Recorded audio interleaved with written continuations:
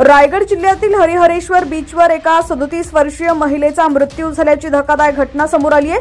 संबंधित महिला हरिहरेश्वर बीचवरील एका खडकावर बसली होती, पण अचानक विपरीत घडून महिलेचा मृत्यू झाला।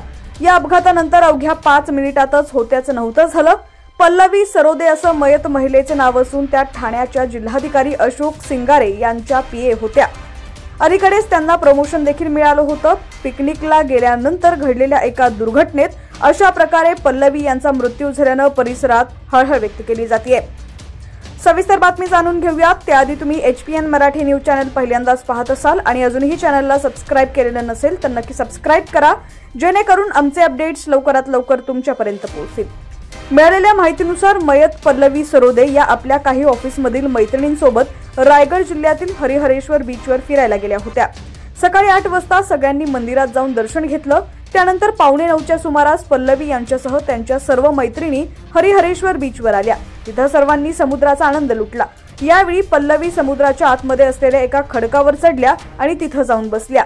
तिथं बसणं रिस्की असल्याचं मैत्रिणींच्या लक्षात आलं। त्यांनी पल्लवी यांना खडकावरून खाली उतरण्यास सांगितलं, पण पल्लवी यांनी काहीच ऐकलं नाही। त्या तशाच खडकावर बसून राहिल्या।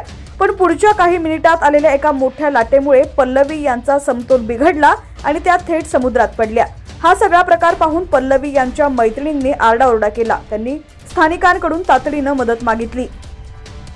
पुढच्या 5 मिनिटात स्पीड बोट घटनास्थळी रवाना झाली। त्यांनी पल्लवी यांना पाण्यातून बाहेर काढलं, पण या 5 मिनिटात सगळं संपलं होतं। पल्लवी यांच्या नाकातोंडात पाणी शिरून त्या बेशुद्ध झाल्या होत्या। स्थानिकांनी त्यांना CPR देण्याचा प्रयत्न केला, पण काहीच उपयोग झाला नाही। त्यांची काहीच हालचाल होत नव्हती। त्यामुळे स्थानिकांनी तातडीनं पल्लवी यांना ग्रामीण रुग्णालयात दाखल केलं। तिथं डॉक्टरांनी पल्लवी यांना मृत घोषित केलं। पल्लवी यांच्या पश्चात पती आणि 13 वर्षाचा मुलगा आहे। पल्लवी यांचं वर्षभरापूर्वी प्रमोशन देखील झालं होतं। करिअरच्या पीकवर असताना महिलेचा अशा प्रकारे मृत्यू झाल्यानं परिसरात हळहळ व्यक्त केली जाते।